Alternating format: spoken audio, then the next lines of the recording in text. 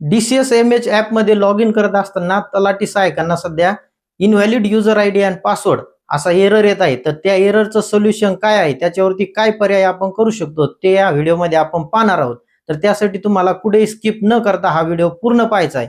आणि जर तुमचं सोल्युशन झालं, तुम्हाला जरा लॉग इन करता आलं, तरच या व्हिडिओला एक लाईक करायचं आहे आणि नंतर चॅनलला सबस्क्राईब पण करून घ्यायचं आहे. चला तर मग मित्रांनो आपण सुरू करूया. तर तलाठी सहाय्यक मित्रांनो, इनव्हॅलिड युजर आयडी आणि पासवर्ड या एररचं सोल्युशन करण्यासाठी तुम्हाला तुमचं DCSMH ॲप ओपन करायचं आहे. आणि ओपन झाल्याच्या नंतर तुम्हाला तिथं भाषा निवडण्यासाठी ऑप्शन आहे. तुमची भाषा जी काही असेल ती निवडून घ्या. त्याच्यानंतर पुढे तुम्हाला sign in into your account या ऑप्शनला क्लिक करून घ्यायचं आहे आणि साइन इन ॲज सर्वेअर या ऑप्शनला क्लिक करायचं आहे. त्यानंतर तुम्हाला इथे तुमचा रजिस्टर्ड मोबाईल नंबर टाकायचा आहे.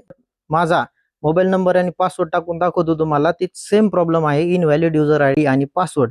आणि त्याच्यानंतर तुम्हाला त्याचं पूर्ण स्टेप बाय स्टेप सोल्युशन सुद्धा करून दाखवणार आहे. त्याच्यानंतरच तुमचं लॉग इन होणार आहे. तर हे पहा, आता मी माझा युजर आयडी आणि पासवर्ड टाकून घेतलेला आहे आणि सेम एरर माझ्या समोर येत आहे, invalid user name and password. तर यासाठी पुढे काय करायचं हेच आपण बघणार आहोत. तर व्हिडिओला शेवटपर्यंत पहा. हे पहा, त्यासाठी तुम्हाला आता फॉरगॉट पासवर्ड या ऑप्शनवरती क्लिक करायचं आहे. त्यानंतर तुमचा इथं रजिस्टर्ड मोबाईल नंबर टाकायचा आहे. त्यानंतर तुम्हाला सबमिट बटनावरती क्लिक करायचं आहे. हे पहा, temporary password is send to your register email I D असं तुम्हाला दाखवले जाईल. आता temporary password register email I D वरती येत नाही, तर त्यासाठी तुम्हाला एक सिक्रेट पासवर्ड आता देण्यात आलेला आहे. तो पासवर्ड तुम्हाला मी सांगणार आहे आणि तो पासवर्ड टाकूनच तुम्ही लॉग इन करू शकता. त्या अगोदर आता तुम्ही समजून घ्या की तो सिक्रेट पासवर्ड टाकून लॉग इन झाल्याच्या नंतर पुढे तुम्हाला अजून काय काय स्टेप पूर्ण करायचे आहेत, ज्याच्या नंतर तुम्हाला तुमचं काम सुरू करता येणार आहे. मी सिक्रेट पासवर्ड टाकून घेतलेला आहे. त्यानंतर मी आता रिक्वेस्ट OTP बटनावरती क्लिक करतो. हे बघा, सिक्रेट पासवर्ड टाकल्यानंतर OTP सक्सेसफुली सेंड होणार आहे. OTP आलेला OTP इथे टाकून घ्यायचा आहे आणि लॉग इन बटनावरती क्लिक करायचं आहे. लॉग इन झाल्याच्या नंतर सर्वात अगोदर तुम्हाला तुमचा पासवर्ड चेंज करून घ्या. हा टॅब येईल. त्याच्यानंतर तुम्हाला करंट पासवर्ड टाकायचा आहे. करंट पासवर्ड मध्ये तुम्हाला तोच पासवर्ड टाकायचा आहे जो की सिक्रेट पासवर्ड मी तुम्हाला व्हिडिओमध्ये पुढे सांगणार आहे. आणि नंतर न्यू पासवर्ड मध्ये तुम्हाला जो पाहिजे, जो तुमच्या लक्षात राहील असा पासवर्ड टाकायचा आहे. आणि कन्फर्म न्यू पासवर्ड मध्ये पुन्हा तुमच्या आवडीचा तुमचा पासवर्डच परत एकदा टाकून घ्यायचा आहे आणि नंतर पुढे सबमिट बटनावरती क्लिक करायचं आहे. चला, तिन्ही पासवर्ड मी टाकून घेतलेले आहेत. आता आपण सबमिट बटनावरती क्लिक करूया. त्यानंतर तुमचा पासवर्ड आता सक्सेसफुली रिसेट झालेला आहे. आता तुम्ही तुमचा युजर आयडी म्हणजे मोबाईल नंबर आणि तुमचा नवीन टाकलेला पासवर्ड हा इथे टाकून आता परत एकदा लॉग इन करून घ्यायचं आहे.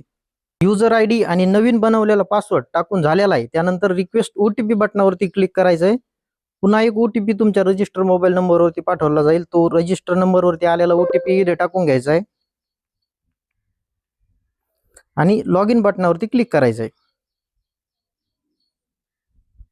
हे बघा, लॉग इन झालेलं आहे. लॉग इन झाल्यानंतर तुम्हाला दोन पर्याय दिसतील, यूज एमपिन आणि यूज फिंगरप्रिंट किंवा फेस ऑथेंटिकेशन. म्हणजे तुम्हाला आता इथं एक पासवर्ड सेट करायचा आहे लॉग इन करण्यासाठी, किंवा तुम्ही फिंगरप्रिंट पद्धतीने सुद्धा लॉग इन करू शकता.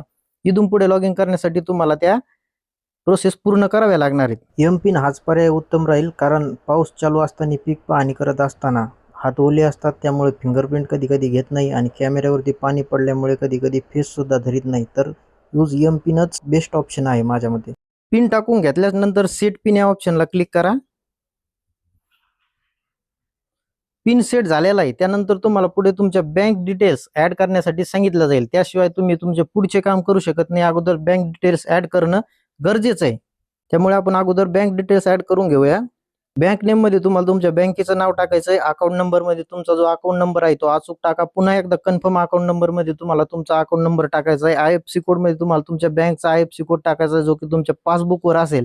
आणि ब्रँच कोड मध्ये पासबुकवर तुमचा ब्रँच कोड दिलेला असतो, किंवा IFSC कोड मधले शेवटचे 4 आकडे ही सुद्धा काही बँकेचे ब्रँच कोड असतात. परंतु ब्रँच कोड हा ब्रँच मध्ये तुमच्या एकदा तपासूनच घ्या, मगच टाका.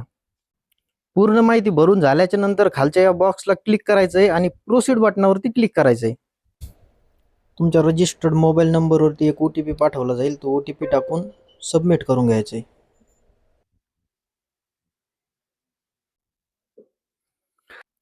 OTP व्हेरिफिकेशन सक्सेसफुल झालेलं आहे. त्यानंतर तुम्हाला सर्वे पेंडिंग किती आहेत तुमचे सध्या ते दाखवले जातील. जर तुम्हाला इथे 0 दाखवत असेल तर तुमचे जे तलाठी आहेत त्यांनी अजून तुम्हाला काम दिलेलंच नाही. तर तुमच्या तलाठीशी संपर्क करा आणि तुमचं हे काम त्यांच्याकडून घ्या आणि लॉग इन सक्सेसफुल तुमचं झालंय असं त्यांना सांगा.